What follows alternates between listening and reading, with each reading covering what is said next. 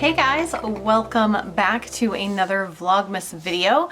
So I did a Q&A earlier this week, and after I finished recording it, I was like, man, that was fun, and we really talked about a lot of stuff I've never talked about before. You guys had some great questions. And then I went back and looked at the Instagram post, like with the call to action for questions, and I was reading through more of them, and I was like, gosh, there's just so many good ones.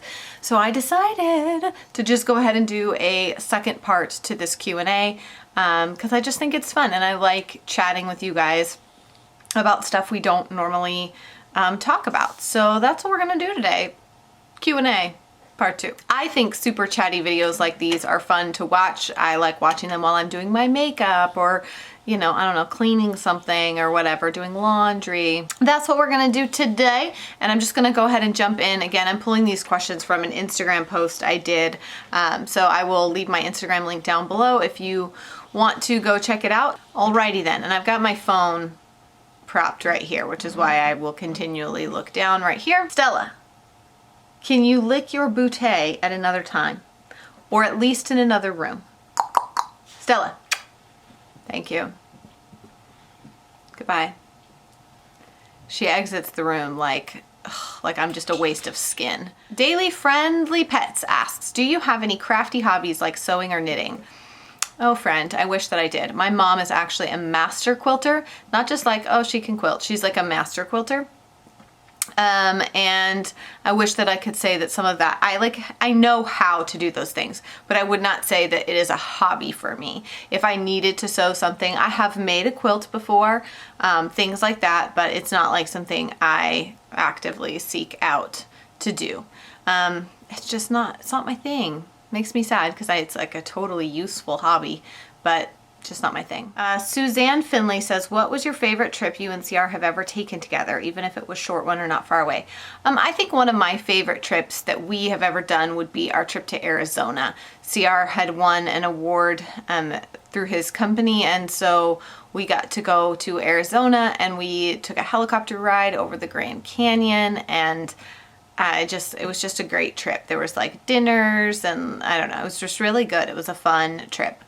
I hate to say, like, is that my favorite? Because I'm now afraid I'm like, that's the like thing about my brain is I'm like, well, but did I forget about something else that was really incredible too? That's the one that immediately popped to mind. Is there a certain country you've ever felt drawn to adopt from? The only country I ever specifically felt drawn to adopt from was China, and we did that. So, yeah. K Howell 88 says, worship song recommendations. I'm a big fan of Hillsong. Jamie Grace. I've also really been loving this, it's like a husband and wife, and they do acoustic songs that are like remakes of old worship music. So stuff I would have listened to in like high school and middle school. Open the eyes of my heart, Lord, you know, songs like that, shout to the Lord. Those songs, they redo them like mashed with more modern songs. It's really cool. I will do my very best. I'm trying to get better about linking things when I say that I will, but I'll do my very best to link their iTunes stuff down below because it's really awesome. What's your real hair color? Why do you dye it? Sister Molly Stempin asks. I don't know what my real hair color is, Molly. I haven't seen it since I was like 13. Why do I dye it? Because I like to, because I feel like I wish I had been born like a real redhead. I enjoy dyeing my hair. I think it's something you can do quickly and easily to change your look, that it's not permanent. Yeah, so I enjoy dyeing my hair. I know it's not for everybody. I currently need to get it done. I got quite a bit of gray hair showing up there. Isabella 89 Bella says, I know you said the twins were your final babies. What changed your mind? I'm just curious, no judgment. Isabella, this question is 100% fair because I know that like during my pregnancy and even a little bit after, I was like, this is it. We're done. We're done. The honest answer to that is it's twofold. Number one, when I first found out that I was having twins and we were going to go from 5 to 7 kids, that just triggered something in my brain that said like, we have this ginormous family. Like in my head, it was just like we were crossing over into like Duggar style. And it was really hard for me to wrap my mind around because I knew what the world was going to say about our family size. I knew the way people were going to look at us. I knew the way people were going to treat us. And I just was at a very fragile emotional and mental place, and I wasn't really prepared to deal with it. And so I figured that if I was really vocal about saying that, oh, these are our last kids, for sure these are our last kids, that maybe people would give me a little more slack and be a little less judgmental about 7 kids if I made sure that I said that in the same sentence, these are kids 6 and 7, but we're done. That like maybe people would be nicer, which is, again, that's my own issue. That's not anybody else's issue, because I actually think that I've always known in my heart of hearts that I don't know how many kids we are supposed to have. I just know that I continue to sort of lean on my faith and lean on what I feel like God is calling us to and what He's asking of our family. And so I don't know. I don't know how many more kids we'll have, if any. I mean, every child is a blessing. And for us, you know, it's not like we just hop on the good foot and do the bad thing and get pregnant. So every child that we add to our family is very intentionally added. Not that people who just get pregnant aren't being intentional, but you know what I mean. Anyways, so I will say that once the twins were here and things calmed down and we realized like, okay, this isn't going to throw our family into the kind of complete chaos that we thought that it was going to. And we really like realized like, hey, we're doing this thing and like we don't suck at it. Like we can actually parent these kids and raise these kids and take care of these kids. Then it became something where we were like, all of a sudden our minds could wrap around the idea that we might have more children. And I think for me, I knew that my heart would probably always want more, but I just didn't know if it would actually mean that we would have more. And for me, when my husband told me that he saw us having another child, that was when I was like, okay, that he doesn't normally do that, if ever, come to me and say he thinks we should add another child. Usually it's me coming to him. And so I felt like that was like a very clear sign that we were meant to have another child. So I don't know when, I don't know how, I don't know any of that stuff, but hopefully that explains your question as to why I changed my mind. I don't know that I really changed my mind. I just became more accepting of the fact that people are going to judge us no matter what we do.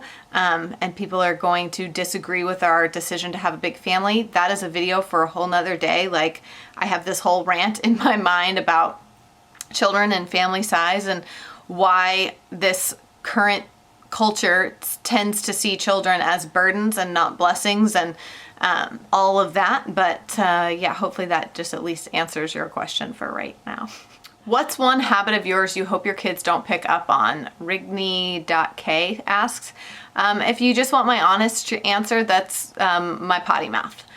You guys don't see it much on here because obviously this is like the internet and things like that. And my kids don't hear it much from me either. I'm usually pretty good about knowing the right time and place to let it come out, but I definitely have a potty mouth, and it's something that for a long time I subscribed to the whole like, I love Jesus but I cuss a little thing and thought that was just kind of funny and whatever. And now I've gotten to a place where I feel a little more convicted to try to trim that back. I have lots of reasons for that, and maybe someday I'll talk about that too. I don't know. But it's become like a force of habit for me. I joke around that I think like curse words are like sentence enhancers. It makes everything sound better when you add like a curse word in there. And it's for so long, it's been a part of who I am. And again, let me be clear that it's not like I'm running around cursing all the time, but in the right setting and with the correct people and things like that I feel comfortable with, I can definitely let them fly. So that's an area of my personal self that I would like to work on. I've always struggled with like, they're just words and words only have the meaning that we give them and that sort of thing. Like I just like, part of me feels like it's not that big of a deal. There is one curse word that I don't use. In case you were thinking, Angie, of course, I'm sure it's probably the F word. No, that's my favorite one. But I don't take the Lord's name in vain. So I don't say GD or JC, or I don't curse in that way. It's usually, I don't feel like I can just say those on the internet, but I like the sh word and the b word and the f word. So, we're getting to know each other super well today, guys. Super well. Kimby's87 says, would love to hear about your favorite drugstore beauty products. I will probably do a video about that in the future because I think that that's a good one. I do have some really good drugstore favorites, and I while drugstore prices are creeping up, I still think that obviously it's the more affordable option. Favorite part of homeschooling or your favorite subject to teach? My favorite subject is always history, just because it's something that I am really interested in, and so it's really fun for me to talk about it with the kids and have conversations with the kids. But it's also one of the hardest subjects for me to teach because there is so much that isn't true that is written in textbooks, and trying to be discerning myself as well as teaching my kids to be discerning of the information that they're reading, and to be sure that they are truly, we're educating ourselves and not indoctrinating ourselves into someone else's, sort of narrative that they want us to fall in line with. So yeah, history. Apparently I'm going to give you guys a long-winded version of all of my answers today. It says, what do you like to binge watch? Well, I try really hard not to binge watch, because when I fall hard. So like, we recently started watching Blacklist, and we watched all 5 seasons or whatever in like 2 or 3 weeks. So I try not to start new shows, because then I will just binge them hard until I'm done. And then I won't do that again for like another year. That's usually how I do things. Terry Law says, is that you singing in your opening music? Terry, first of all, I want to hug you for even just thinking that my voice is capable of sounding good in a singing fashion. Because I can assure you, I think CR laughed out loud when I read him that question, because he knows what a terrible singer I am. What's funny and not funny all at the same time is that my mom can sing, my dad can sing, Ashley, my sister, can sing, Savannah, my sister, can sing. They can all sing. I am the only one in my family who cannot sing. And I love to sing. I love music. I love to sing. And I'm the only one who's just terrible at it. Just terrible. It's not even like a little bit like, oh, okay, I mean, you don't sound awful. No, it's the cries of a wounded pterodactyl. It's not pretty. It's not pleasant. It doesn't stop me though. I should have probably added that in. It actually doesn't stop me from singing as much as I want and as loud as I want. Wild Hope Academy says, who are your top 3 style inspirations? A family member, public figure, etc. Ooh, guys, this one's tough. I have my friend Sarah. I think that she dresses so cute and classy and pulled together, but not like, she doesn't never look like she tried too hard. She just has a very classic style, and I love the things that she wears. She's just the cutest, so she's definitely one of them. And then let's see, who else do I really love their style? Well, I'm super drawn to very like classic chic things. So like when I see like, gonna age me. When I see people like Cindy Crawford and things like that, the way that they dress, and they've always just kind of kept it classy through the years, I really love that as I'm sitting here in a zip-up hoodie. I just like style that is a little more mature, and sometimes like with a bend of trendy and classy all together. I don't know. Did I not name? I feel like there's gonna be somebody that's gonna pop into my head later, and I'll be like, oh, I should have said that person. Oh shoot, that's all I can think of off the top of my head, darn it. What is CR's, Wild Hope Academy also asked, what is CR's Enneagram type? This is funny, guys. He's a 3. So 3 is the achiever, and I'm a 7, which is the enthusiast. So I laughed so hard because I saw another couple on Instagram recently. I follow the wife, and she's a 7 and her husband's a 3. And she said, and I was like, so spot on, that the worst part about a 7 and a 3 being married is that she has all these ideas, and by the time her 3 husband figures out exactly how to make them happen, maps out everything, gets the game plan, we're gonna get this thing home, we're gonna do it, she's already like, I'm over it, let's do something else. And that is so CR and I. I'm like, I have all these ideas and wild and crazy things. I'm like, yeah, let's do this and let's do that. And then by the time he figures out how to make it happen, I'm like, meh, maybe we should just do something else. That doesn't sound fun anymore. Emily R. Kirk says, how long do you think you will wait, like age-wise, until you take Noah to see Congo and Rosie to China? For us, it's not necessarily a set age, it's a maturity level. Rosie, I'm guessing they will both be somewhere between 14 to 18. I'd like to say that we would take them when they were younger, but it really just depends on where each of them is personally at in grappling through their past and their adoptions and things like that. We want to make sure that it's a healthy healing thing for them and not something that's going to send them into a spiral, a downward spiral. I don't see that for Rosie. I think she would love to, she'd probably just love to go back to China just to get all the delicious Chinese food. We'll have to see where Noah's at in a few years and we'll reevaluate. But just on what I'm seeing now from them, I'm guessing they will be over 12, but probably closer to like 14, 15, that age. Nicole Dial 39 says, how do you handle chores and allowances for kids? So our kids have daily chores, regular chores that they do not get paid for. Those are called, you live here and you're part of this family and you'll contribute as part of this family type chores. And so, yeah, I mean, I'm not going to pay my kids to clean up after themselves. I just don't feel like that makes a whole lot of sense for us.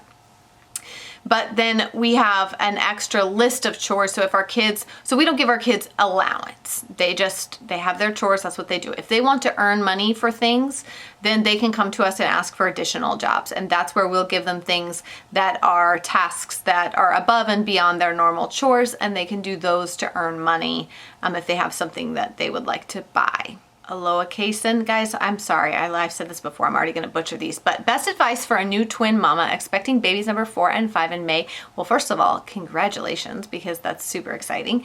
Best advice. I actually am going to do a whole video for twin moms about what to expect, expectations. I took all my notes yesterday. So I have all my notes written down for that video so that I can sit down and film it. But just like, I guess the number one thing would be grace. Grace, grace, grace, grace, grace upon grace for yourself, for your other kids, for your spouse, just for everyone involved in the situation, because 2 babies at one time is no joke. So that's like the number one thing, is to give yourself lots of grace. Anna Katrina DXB says, what's the most rebellious thing you did as a young girl or teenager? Oh my gosh, guys, I was such a people pleaser. Did I do anything all that rebellious?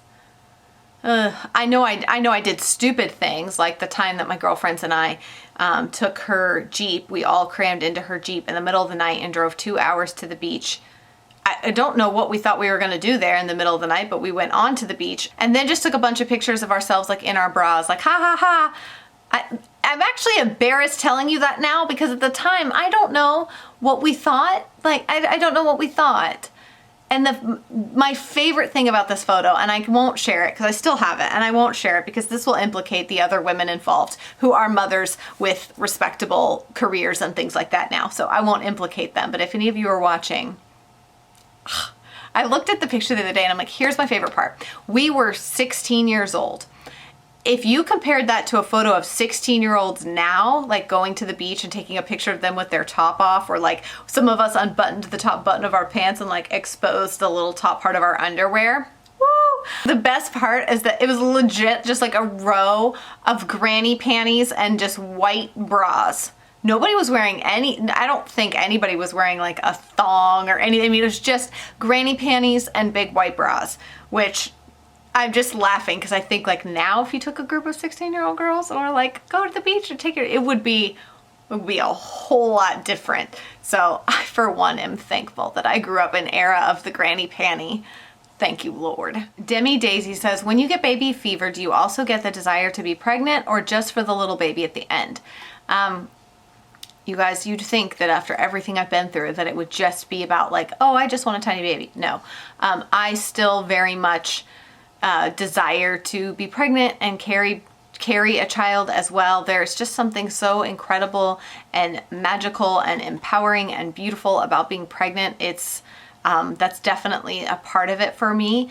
But yeah, I mean, it's always tough to sort of work through like what you desire versus what is possible. Mindy Cardello says, and we're going to end this video on this one, why do you always have your makeup on? I'm home all day and never wear makeup. It cut off the rest of your question, Mindy, so I can't see the rest of it, but I could see that you were trying to ask more, but I'm going to answer that.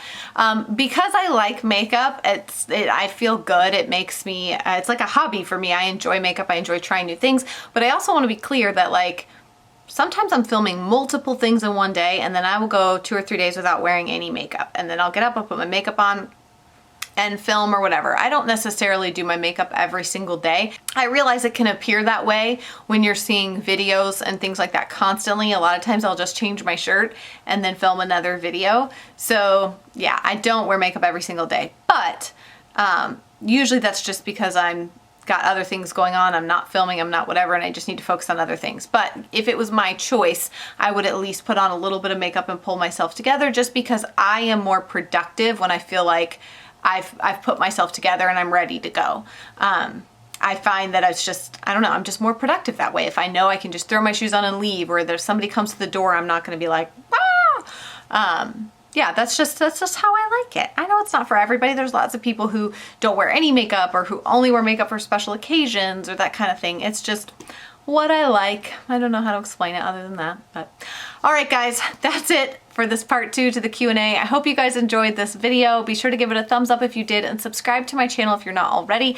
Yeah, I hope you guys are having a great week. We are getting closer and closer to Christmas. We've got more Vlogmas videos coming at you. So thank you guys again so much for watching, and I will see you very soon. Bye.